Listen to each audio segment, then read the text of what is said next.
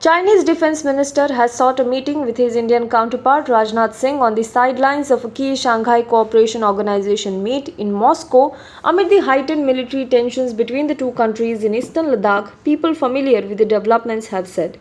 According to information, the Chinese side conveyed to the Indian mission its keenness to have a meeting between the two defense ministers, hoping for a resolution to the border standoff.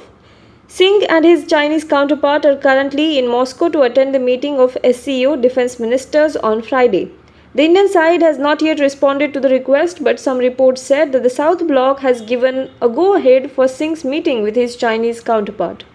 Commenting on the ongoing tensions between India and China in Ladakh, Foreign Minister S. Jaishankar has said that the dispute should be resolved through diplomacy. He also said that we are not taking the current challenges related to borders very lightly, but it is important for both the countries to find a way out by mutual agreement.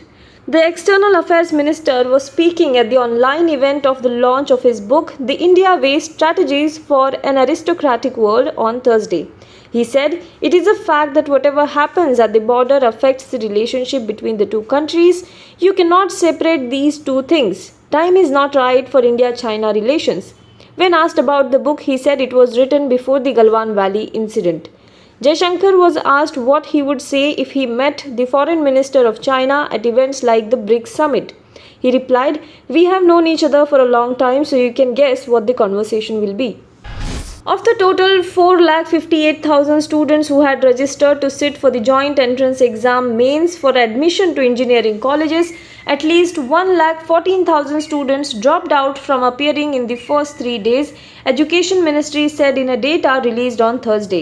The dropout number, approximately 25%, takes the spotlight back on the demand for a change in exam dates due to the raging COVID-19 pandemic. The exams began on Tuesday amid stringent precautions and social distancing measures in view of the COVID-19 pandemic, even as the chorus continued to grow for postponement of the crucial exam, which has already been deferred twice.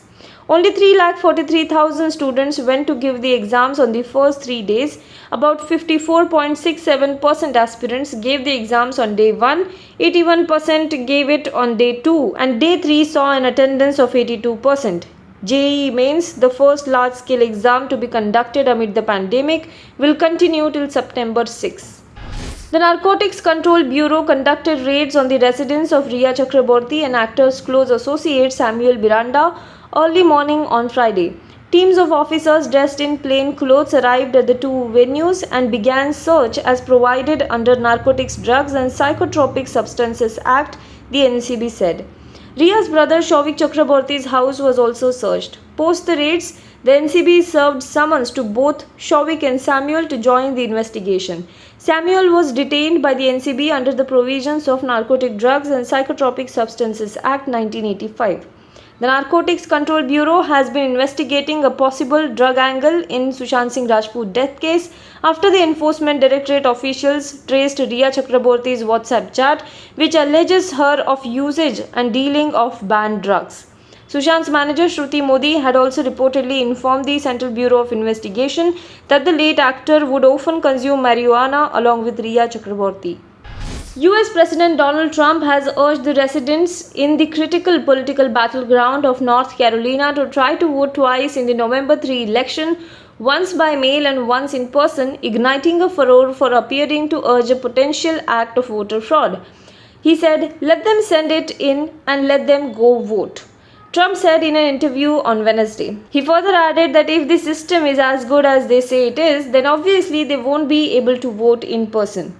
Trump has repeatedly asserted without any evidence that mail-in voting expanded by some states because of the coronavirus pandemic would increase the fraud and disrupt the November election, although experts say that voter fraud of any kind is extremely rare in the United States.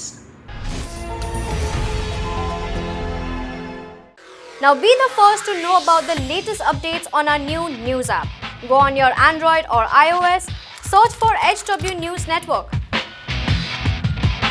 Download our app, choose the language you prefer to get updates in, and be up to date with the latest news.